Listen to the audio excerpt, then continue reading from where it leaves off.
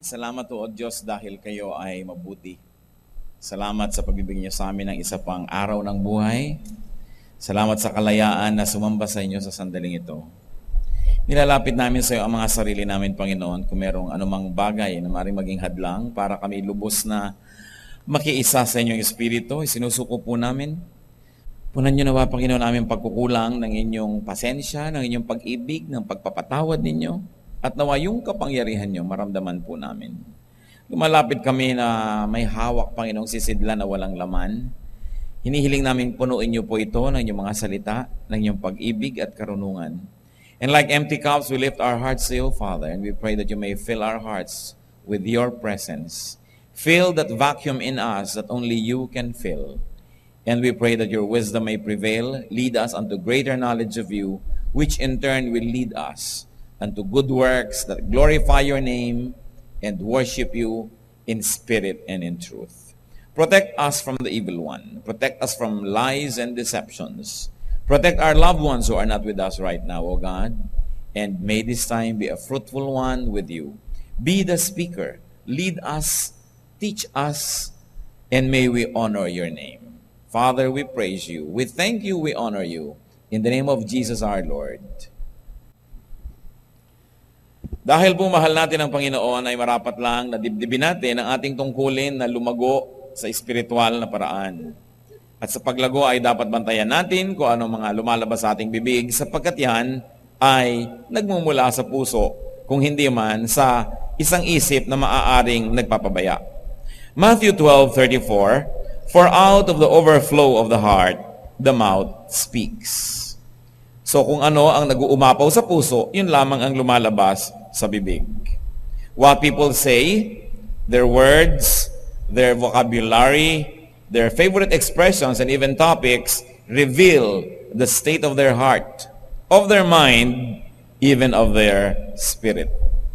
Bagamat napaka-invisible ng espiritu ng tao para makita, subalit may paraan na masukat, malaman kung ano ito, at ang kalagayan nito sa pamamagitan ng mga salita na lumalabas sa bibig ng isang tao. At ang Biblia na nga ang may sabi, Matthew 12:34, kung ano ang laman ng puso, yun ang lumalabas sa bibig. Sa atin pong pagsasalita, lumalabas yung ating theology. Rightly or wrongly, may theology ang mga sinasabi natin. Lumalabas yung ating mga biases, sometimes bigotry, our very strongly opinionated stand on anything. And through our words, we expose our orientation and even motives. At sa mga ngilan-ngilan na mga panahon na wala namang malisya ang mga sinasabi, kung ito'y mali, kadalasan nagmumula naman sa ignorance. So malice or ignorance can be the source of wrong or evil words.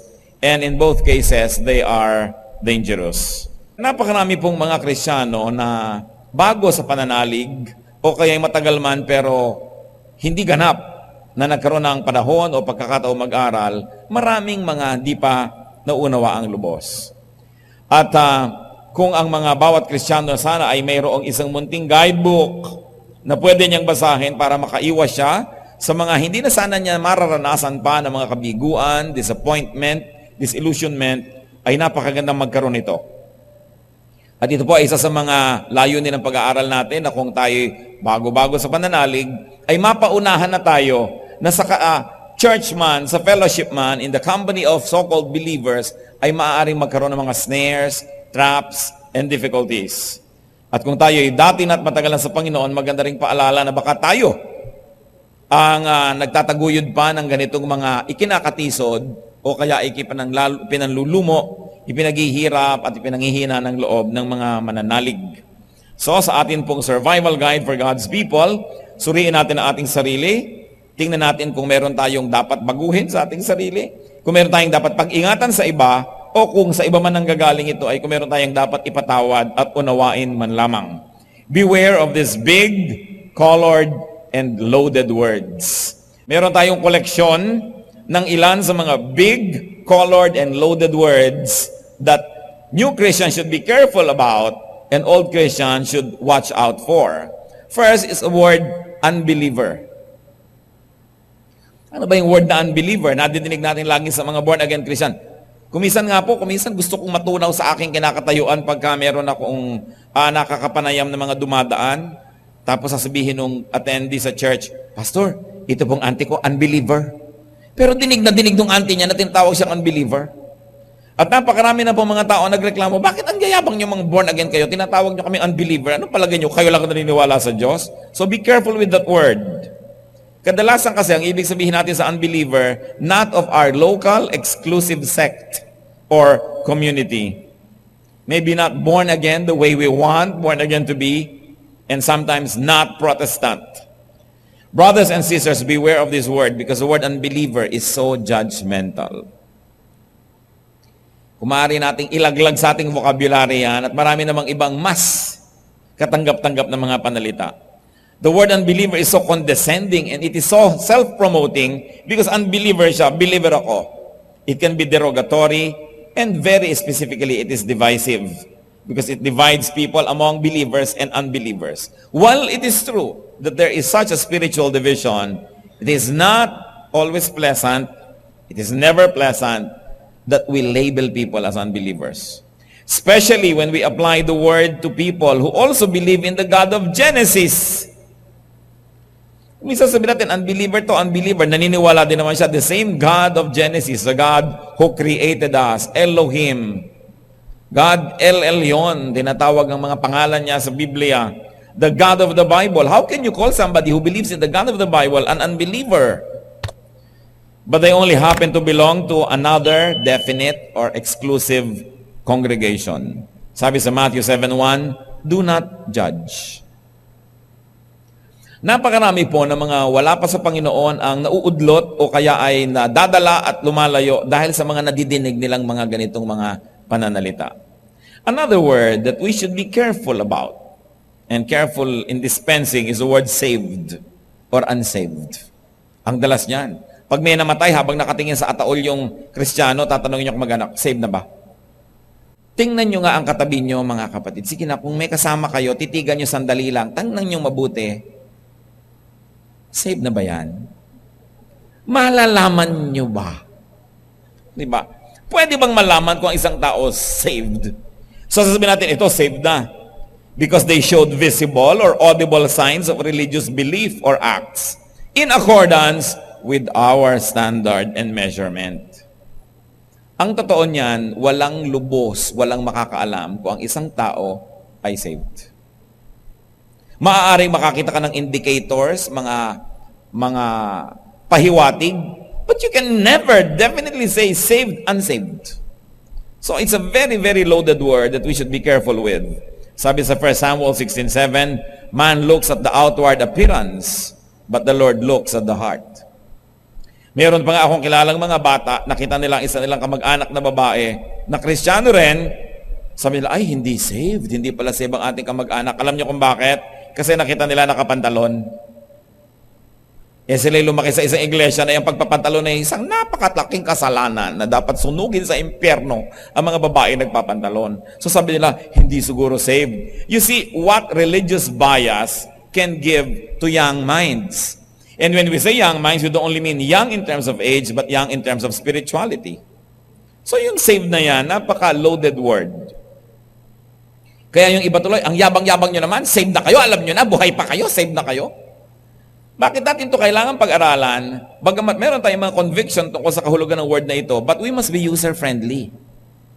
Kailangan ay hindi natin pinapailap yung dapat ay umamo sa salita ng Diyos at hindi tayo makasakit ng damdamin na hindi naman kailangan. Acts 17:31, for He, referring to God, has set a date when we will judge the world with justice.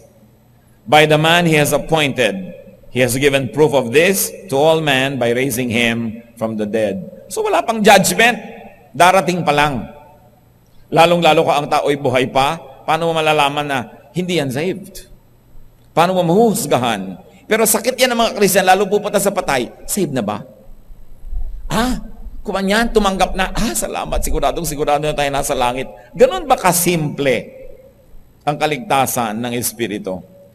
Teaching on salvation has been so alarmingly simplified and manualized by over-eager soul winners. A, accept that you're a sinner. B, believe in Jesus. C, confess Christ, and you will be saved. Napakalalim ng panggagalingan ng pangunawa, mga kapatid, para magagap ang kahulugan nitong ABC na ito. Hindi ganun kasimple na itaas po ang inyong kamay, itungo ang inyong ulo, ipikit ang mata at sundan ang aking panalangin. Diyos ko, makasalanan po ako, tinatanggap po kayo. Tapos palakpak, save na po kayo. Ganun ba talaga kasimple ang mga malalalim na bagay na ito? Kaya kung minsan sa oversimplification, nakikita mo, hilaw na hilaw ang mga tao. Walang katuro-turo, walang kaalam-alam, kaya while they profess to be Christians, look at the kind of behavior that we see around. Look at the kind of weaknesses and errors that people commit because this is oversimplified. Nag-aagawan kasi ng mga kaluluwa ang mga tao, so paramihan ng mapapataas na kamay, ng magpo-forward, para nabibilang, para impressive sa mga donor, impressive sa mga palakihan ng mga na-convert. It's a name and numbers game. And the most profound, the very profound teachings of the faith are oversimplified in the arena of soul winning. Ang Panginoong Hesus nga pagka sinuri po natin yung Gospels, bihirang-bihira na ginawa niyang topic yung ating obsession na salvation. Because the Lord was almost always talking about the kingdom of God. Interestingly, at basahin niyo po ang inyong New Testament, ang mga Gospels, ang favorite topic ni Lord is the kingdom of God, hindi yung ating obsession with salvation, kung ano man ang oversimplified meaning nun. Kaya sa Luke 17:21, sabi niya, the kingdom of God is within you. May nagtanong kasi sa kanya, tell us when the kingdom of God will come. Sabi niya, aba, the kingdom of God and the coming of it cannot be observed. At hindi niyo pwedeng sabihin, ayan yung kingdom of God, ito yung kingdom of God. Sabi niya, no. Because the kingdom of God is within you. Nasa loob, nasa kalooban. Inuunawa, ninanamnam noong tao na nagkaroon ng puwang yung kanyang puso para tanggapin yung kingdom of God. Ito po isang malaking hiwaga na teaching ng Panginoon na konting-konti ay tinuturo ng church. Yung kingdom of God. We're very obsessed with the second coming. We're very obsessed with the kingdom of heaven that will come, that we forget to pay attention to what Jesus has paid much attention to, and that is the kingdom that is within us. Yung paghahari ng Diyos sa kalooban ng ating puso. Yun ang binigyan ng Panginoon ng napakalaking diin. Na habang nandito ka, nasa lupa ka pa, maghahari na sa iyo ang kaharian ng langit. Totoo na yung kingdom sa iyo, hindi abang ka ng abang kung kailan darating. Tuloy nagiging excuse sa iba na, ay wala pa naman so ganito pa lang tayo. Hindi po natin sinasabing hindi mahalaga ang teaching on salvation. Hindi natin sinasabing walang kwenta yung coming kingdom at saka yung second coming na inaabangan ng marami. Pero kung tayo'y tunay na nagpapahalaga sa mga pinahalagahan ni Jesus, ang binigyan niya ng diin ay ang paghahari ng Diyos sa ating puso. At ang paghahari na yun ng Diyos, hindi naman nangyayari sa isang instance na, ayan, sinunod mo ang prayer, taga-langit ka na, taga-kingdom ka na. Sapagkat yung paghahari na yun ang nangyayari sa madalas ay dahan-dahan at isa-isang pagsusuko ng mga aspeto ng ating buhay sa Kanya. Pero pag sinabi mong kahapon, tinanggap ko na si Jesus, saved na ako, nawawalan ka na ng compulsion at pagmamadali na isuko pa ng isuko ang marami, total save ka na. Kaya nakikita niyo po yung napakaraming behavior ng mga tao nagsasabing saved na sila. Kulang na kulang sa espiritualidad, sa kabanalan, sa personal na pagiging makadiyos, at ang pinanghahawakan lang yung technical definition ng pagiging saved. That's why all of this must be reviewed and given importance. Meron pang isang matrona na fine-facial siya ng isang beautician. At nalaman nitong beautician na Christian si matrona, Christian din pala si beautician. Alam niyo sabi ni beautician, ma'am, di po ba tayo lang ang saved? Yang mga yan, hindi. Talagang gano'n sabi ng matrona, magdahan-dahan ka naman ang pagsasalita dahil paano mo nasasabi yan? Kasi hindi po born again yung mga yan Yung ganong klaseng pag-iisip na napaka-exclusive, napaka-kitid, judgmental, at self-serving. Sabi niya, huwag nating sabihin yan dahil maraming hiwaga ang Diyos. At maraming paraan ang tao ay nakikipag-ugnayan sa Diyos at tinatanggap ang Diyos sa puso na kuminsan hindi mo alam na na-born again ka na pala dahil technically hindi mo lang alam yon, pero ang totoo ay naghahari ang Diyos sa iyong puso. So pag-iingatan ng ganitong uri ng oversimplification. Of course, another terminology that we should be careful with is the word Christian. Sabihin, Christian yan. Christian na ba to? Hindi yan Christian. Offended na offended yung iba who don't happen to be born again, renewed, baptized. No? Dahil hindi sila tinatawag na Christian nung iba na, hindi yan Christian. Ano akala nito mga born again na to, sila lang nakakakilala kay Kristo? Ine-exclusive nila kasi ang Christian ay yung nag-ABC. Yung pinag-uusapan nating formula. Samantalang napakaraming mga tao na nananalig talaga kay Kristo, wala nga lang sa ating sekta o kongregasyon, paano mo babakuran si Kristo at sasabihin mong nandito lang o nandoon lamang? Samantalang ang Espiritu ni Jesus ay tumatahan sa lahat ng pusong tumatawag sa Kanya. Kaya, ang ibig sabihin kasi ng iba, hindi Christian, hindi evangelical, hindi Protestant, hindi full gospel, etc. All of this labeling. Kaya ang tanong lang natin, si Jesus ba ay evangelical? Si Jesus ba ay Protestant? Si Jesus ba ay Catholic?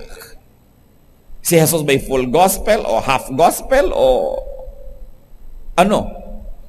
Lampas siya dyan kasi lahat ng mga label na ito na imbento lang ng tao later. Natapos na ang kanyang ministry sa earth, nakaresurrect na siya, nakabalik na sa langit, bago pa na-imbento ang mga terminologies na ito. So, hindi natin dapat i-claim na siya ay ganon kasi wala pa ang ganong labels. Lalo naman ang ating Diyos Ama na lumikha ng lahat sa Genesis, huwag niyo sabihin na Katoliko ang Diyos Ama o Protestante. No? Huwag natin sabihin na ang Diyos Ama ay Muslim o Kristiyano dahil pati ang mga Muslim ay kinikilala nila yung Diyos ni Abraham. O, pwede mo bang lagyan ng Diyos ng religious label? Pero, yung mga inimbento na yan na convention ng mga tao later, yan ang nagdi-divide sa lahat ng mga nananalig sa Diyos. Sa katunayan, yan ang pauso ng napakaraming religious wars because of the labeling. Kaya kung gusto nating lumago talaga sa Panginoon, dapat tayong makalampas sa mga label na ito, sa mga oversimplification na ito. Sabi, we are changed from glory to glory. Dapat nangyayari yon. At pipigilin tayo ng mga labels na ito. Kasi ikakahon ka, kukulungin ka. Sabi ng Panginoon sa John 10:16, I have other sheep that are not of this sheep pen. I must bring them also. They too will listen to my voice. And there shall be one flock and one shepherd. So tinutukoy ng Panginoon na hindi lang kayong kaharap ko ngayon, ang mga anak ng Diyos, hindi lang kayong narito ngayon sa umpok na ito, ang mga kinikilala ng Diyos, meron pa ring iba doon. So huwag kayong magiging exclusive at bigyan nyo ng puwang sa inyong puso na marami kayong kapatid kahit ayaw nyo silang kilalanin. So be careful with words, be careful with labels. Dahil sabi sa Romans 10:13, everyone who calls on the name of the Lord will be saved. Hindi yan exclusive to a group. It is a personal relationship. It is a personal decision. But of course, overzealous exclusivists twist this teaching and add their specifications to make themselves all-important. Ginagawa nila na ang kanilang mga katuruan, ang kanilang mga unique ways ay paraan, part and parcel of this whole process of the kingdom of God and salvation para sila maging dispenser of blessing and therefore to control religion. Ang daming dapat pag-ingatan ng mga Kristiyano na nawa ito'y mabura sa ating mga bokabularyo o kung sinasabi man natin dun sa tamang paraan. Halimbawa, there are phrases, sentences, and declarations that are so loaded and therefore we should beware. Isa yung please pray for someone or something. Ipag-pray mo si Bining ng lalalaki. Ipag-pray natin itong mag-asawang ganito, away ng away. Ipag-pray natin si ganon, kasi ganyan. Kadalasan yung mga ipag-pray mo, actually, napaka-sanitized way na mag-open ng isang chismis. Dahil talaga, ano na pa? Kwento, nag-alisan at lahat, wala pa nag-pray. At saka yung prayer as pahiwatig, ipag-pray mo naman, kailangan ko kasi ng pera eh. Ang ibig lang palang sabihin, pautang naman dyan. Mga parinig at daing, mga request, solicitations, mga ipag-pray nyo naman ang church namin kasi nagpapagawa kami, kulang pa kami ng bubong. Ang halaga nga po ng bubong, ganitong halaga. Ipag-pray nyo naman. Siko, paka-ipokrito mo naman, di mo pa sabihin mag-donate kayo. Kasi ipag-pray mo. Sanay na sanay ng maraming Kristiyano sa ganitong paraan ng mga parinig at pahiwatig ipag-pray. Hindi sincere. Hindi talaga prayer ang gusto nila, nagpaparinig lang sila. Kaya pati sa ligawan, alam mo, pinagpe-pray kita. Ganyan. Sabi ng babae, ikaw din, pinagpe-pray kita. Ba't di nila sabihin, alam mo, gusto kita, gusto mo ba ako? Dinada pa sa mga pa-prayer. Mabuti sana kung totoo. Ang pinag-uusapan natin kung totoo, okay eh. Pero the misuse of these words. Gas-gas kasi yan eh, yung ipag-pray. Ipag-pray nyo naman ang anak ko kasi mag-a-abroad, wala siyang panggastos. Ipag-pray nyo naman si ganitong missionary kasi nagre-raise siya ng funds. Hindi na lang diretsahin. 1 Chronicles 28 verse 9, the Lord searches every heart and understands every motive behind the thoughts. Gusto nating mag-grow, lampasan natin itong mga ganito. Maging totoo na lang. 2 Corinthians 6, 4 and 7, as servants of God, we commend ourselves in every way, among many ways, in truthful speech. Napaka-importante. Isa pa pong phrase na pag-iingatan, this we claim in Jesus' name. Diyos ko, pagalingin mo po ang nanay kong may cancer at I claim nagagaling na po siya. Thank you po. So ano nangyari kung biglang namatay? At meron na mga ganyan. Kinlaim na. Lord, I claim in Jesus' name. Ito mga pasubo sa Diyos prayers. Ano po ang itinuro ng Panginoong attitude sa pananalangin? Matthew 6:10, your will be done. So we must not be stubborn. We should not have presumptuous requests because they have no place in godly prayers and they can only lead to disappointment, to disillusionment, and sometimes to the weakening of faith. Kasi kinlaim na, tas hindi nangyari, nadidisorient, lalong-lalo yung mga bagong believer. At nanghihina ang pananalig at kuminsan nagtatampo sa Diyos kasi talagang kinlaim na, hindi nangyari. Sabi sa James 4:15, pag may gustong-gusto ka, dapat you ought to say, if it is the Lord's will. Kaya i-claim natin, halika, ipag-pray natin, i-claim natin, Lord, we claim in Jesus' name. Walang ganong turo. If it is God's will, thy will be done on earth as it is in heaven. So ang panalangin, Lord, gustong-gusto po namin to, pero kung ano po talaga yung gusto nyo, di yun ang masunod, baka naman po sakaling mapagbigyan nyo lang o makalusot ito, di thank you. Pero kung hindi, thank you pa rin po. That is how we should pray. Don't claim. Ako po hindi nag-exaggerate. Marami na ako nakita na ikinlaim yung paggaling tapos namatay talaga yung pasyente. So, nagtataka ang tao, bakit? Saan? Saan ako nagkamali? Sa prayer, doon ka nagkamali. Claim ka lang claim eh. Sabihin mo na lang sa Diyos, itong gusto ko, pero kayo pa rin po ang masunod. At ito pa mga kapatid ang pag-ingatan, lalo mga bago sa faith, yung sabi ni Lord. The Lord told me, thus saith the Lord. Nagtataka ko talaga doon sa mga tao, parang nakakausap nila ang Diyos. Yung, buti pa sila. Alam niyo po, kaninang umaga, sabi sa akin ng Diyos, papautangin niyo ako. Kinausap ako ni Lord, sabi ni Lord, o yung bag mong pink ang dadalin mo ngayon, anak. Kaya pong pink. Yung ganun, either talagang napaka-special niya o siya nilalagnat. Yung lagi na lang, the Lord told me, ang dami nating nadidinig na ganyan. Pag-ingatan niyo, kasi kahit meron kayong conviction, pwedeng magkamaling conviction na yun eh. So sasabihin niya lang na, I have a leading. After prayer, I was inclined to think this way or to do it. Pero sabi sa akin ni Lord, napaka-presumptuous. Kaya tuloy, pag hindi natupad, nagtataka ang marami, hindi tinupad ng Diyos ang sinabi niya. At kayo rin nagtataka, yung pala faulty lamang yung theology.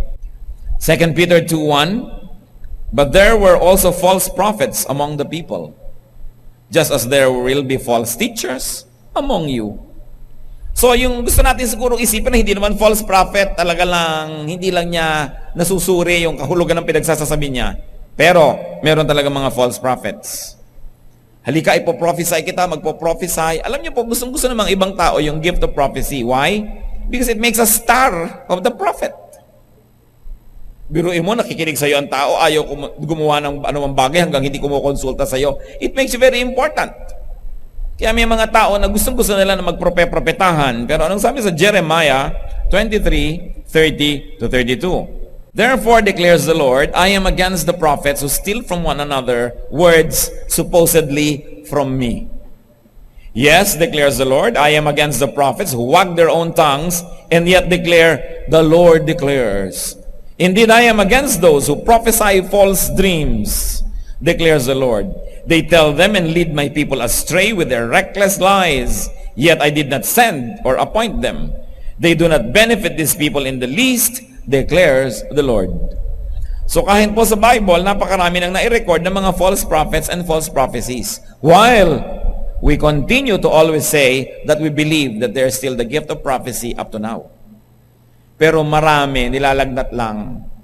Marami, akala lang nila. Because the Bible says, if a prophet says does not come to pass, he is not a prophet. Dapat 100% accuracy. Kaya pinag-iingatan din natin yung thus says the Lord. Sabi ng Panginoon, napakalaking kapangahasan na sinabi mong thus says the Lord. Liban na lang talagang Diyos talaga ang nagsabi sa iyo. At meron namang taong araw-araw kinakausap ng Diyos, ting hapon, ting umaga kinakausap ng Diyos. Sobra naman yata siyang espesyal. Kaya dapat sinusuri ang ganitong mga claims. At kung siya naman talaga isugo ng Diyos, hindi siya dapat ma-offend kung sinusuri. Dahil habang ine-examine mo yung genuine, lalong lumalabas na genuine siya, mas matutuwa siya dapat. Ang natatakot lang at nagagalit na sinusuri siya, yung mabibistong hindi pala siya totoo. So those who are really gifted by God with this kind of wonderful gifts will not be offended being examined, because godly people are supposed to be careful, and we're expected to test every spirit to see if it is from God. May mga dapat pa po pag-ingatan ng salita, napakagasgas at abused, brother o sister. Lalong-lalo kung meron kayong panaderya, tindahan, grocery, lumber, hardware, mag-ingat kayo sa mga nakiki-brother or sister dahil uutangan lang kayo ng bubong, uutangan lang kayo ng mga halige, mga semento. At kung kayo nasa isang kumpanya, manager kayo, may-ari, nagpa-Bible study kayo, ang dami-dami mga empleyado nakiki-brother, sister sa inyo dahil aabusuhin kayo sa mga pag-absent, sa mga pagbale at kung ano-ano. Sobrang na-abuse tong, di ba brother kita in the Lord? Di ba sister kita in the Lord? Pengin naman discount. Kung talagang tinuturing mong kapatid, itong negosyante na ito sa Panginoon ay kapatid mo siya, huwag kang humingi ng discount, magbayad ka ng buo para umasensyo siya dahil kapatid mo siya. Kung 10 kayo na humihingi ng discount, naghirap na siya, wala na siyang kinita. Pero kung 10 kayo na ang liit-liit naman ng hinihingi niyong discount, hindi niyo ipaghihirap, hindi niyo na hiningi, nung nagdugtog-dungtong yung 10 magkakapatid na yan na tumangkilik sa negosyo, nakatulong sila, umunlad ang negosyo ng kapatid, mabuti yun. Huwag kayong pag nalaman. Alam niyo mga Kristiyano, huy, Christian pala yung may-ari ng ganun, utangan natin. Christian pala yung kuha natin, abusuhin natin. Ganyan ang tendency. Kaya pag-iingatan niyo po yung mga brother, sister na yan. Sabi sa Leviticus 25:17, do not take advantage of each other, but fear your God. Kaya ini-advise ko nga po sa may mga kumpanya, magpapa-Bible study, tas ang mag-lead yung may-ari o yung manager, kapatid, huwag kang mag-lead. Mag-import ka galing sa labas. Kasi pagka yung mga empleyado mo dyan, naging brother and sister mo, nako, sabihin, brother, meron po ang outing ang church namin bukas kasi absent po ako. Ine-expect nila na unawain mo lahat dahil brother mo. Kung ang inyong employer, brother or sister in the Lord, mas dapat kayo na dumating sa oras. Mas dapat kayo magsipag kasi pinagmamalasakitan nyo yung negosyo niya, hindi yung gusto nyong bakbakin yung naipundar niya dahil kayo ay brother o sister. Be careful with this word. Because most of the time, it is being abused. Brother kita, so pautangin mo ako, tulungan mo ako, bigyan mo ako, pagpasensyahan mo ako. No, dahil brother kita, expect the best from me. Expect good behavior. Expect good production. Dahil pagmamalasakitan kita, hindi yung pagsasamantalahan kita. Nare-reverse ang kahulugan. At eto pa po, ang dapat pag-ingatan yung by faith. Living by faith. Napakaraming kamalian ang nadinig ko na tungkol sa by faith na yan. Meron tayong isang kapatid dito, ikinukwento niya, isang church sa probinsya, kailangan magpa-repair ng isang bahagi ng church. At sabi niya, ay gumawa po tayo ng mga cards. Artist ako, tuturuan ko kayo, gumawa tayo ng mga cards and then isell natin. Nagalit ang pastor. Bakit tayo gagawa ng card para mag-sell? We live by faith. Hayun, hindi pa nagagawa yung church hanggang ngayon.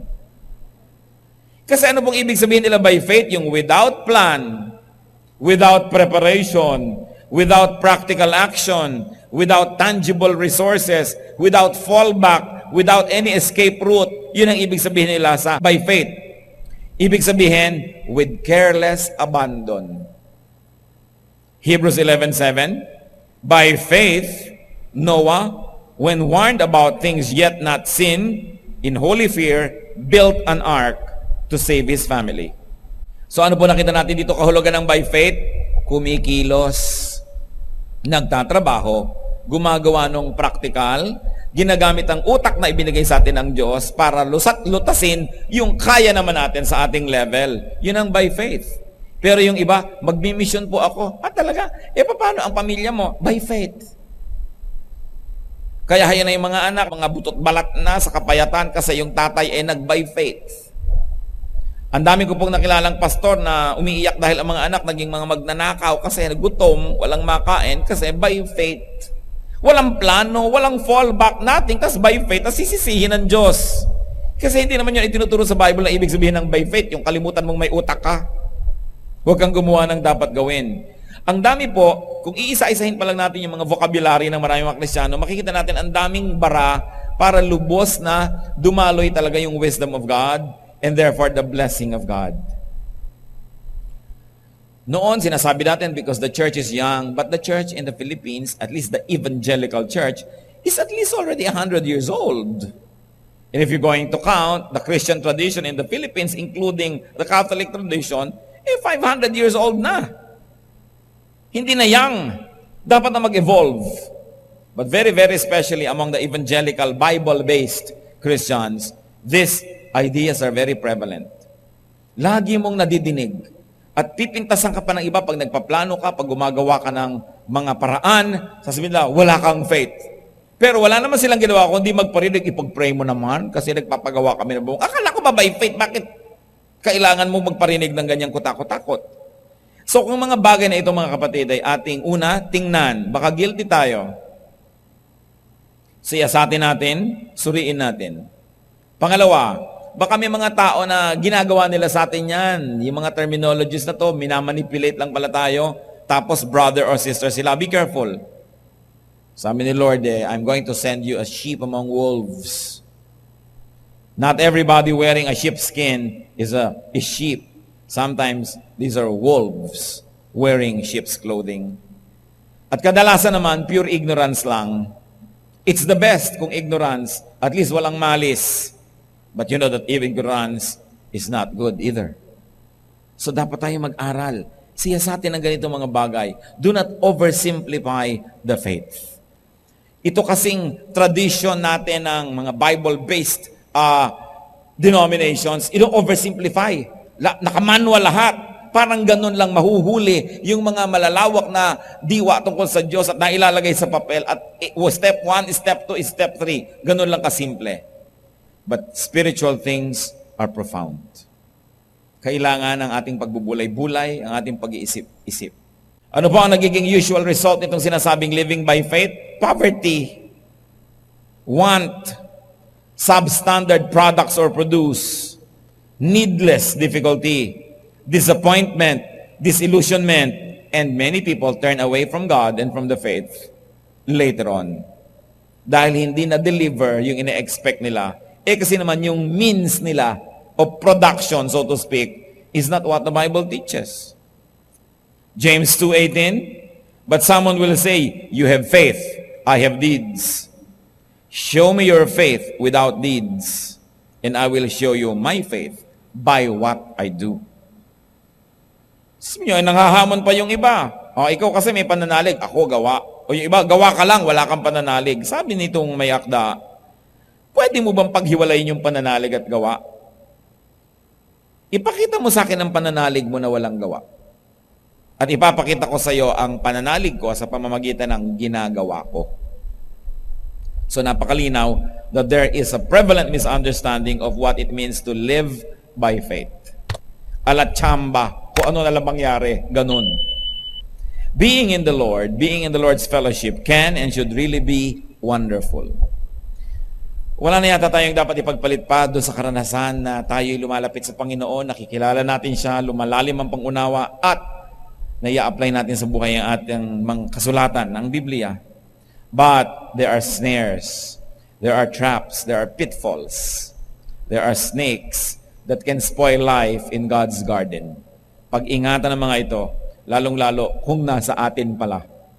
Beware of misguided ideas, of wrong-headed expectations. Beware of ignorant or innocent simplicity that can abuse others, invite or allow abuse from others. Matthew 16:6. Be careful, Jesus said to them. Be on your guard against the yeast of the Pharisees and Sadducees. So pinag-iingat po ng Panginoon sa impluwensya ng mga relihiyoso, yung mga tao. Pag-ingatan nyo ang impluwensya nila. Pag-ingatan ninyo ang mga mali nilang ginagawa at turo na napakalakas maka-impluwensya sa marami, tulad ng isang yeast na inilagay mo lang yung konti, umaalsa yung buong tinapay, lumalaki. So pag-iingatan nyo yan. So ano pong mga yeast of the religious people around us ang dapat natin pag-ingatan? Isipin yan. Ecclesiastes 10:1, as dead flies give perfume a bad smell, so a little folly outweighs wisdom and honor. Ang dami-daming blessing at magagandang bagay ang available sa fellowship, pero nasisira ako minsan dahil sa mga pinag-usapan natin. So ituwid ang ganung mga bagay. Ephesians 5:15, be careful then how you live, not as unwise, but as wise. Heavenly Father, we ask you to give us wisdom. Ito pong aming mga nire-review ito, Panginoon. Turuan nyo kami kung paano namin ito bibigyan ng kahulugan sa buhay namin. Teach us to see the relevance of examining these things in our lives, in our vocabulary, and very especially in the way we think, in our values.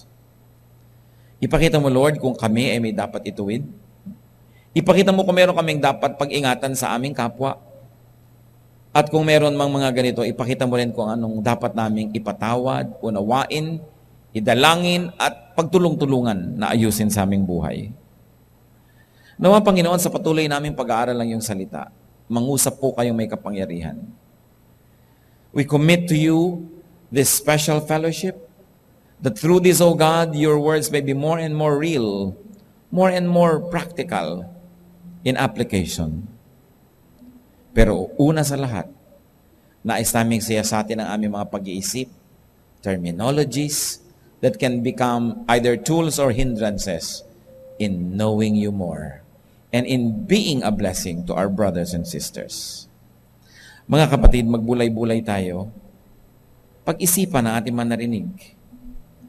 Humingi tayo ng karunungan sa Diyos kung paano natin ito gagamitin at kung paano magkakaroon ito ng kahulugan sa ating pang-araw-araw na buhay.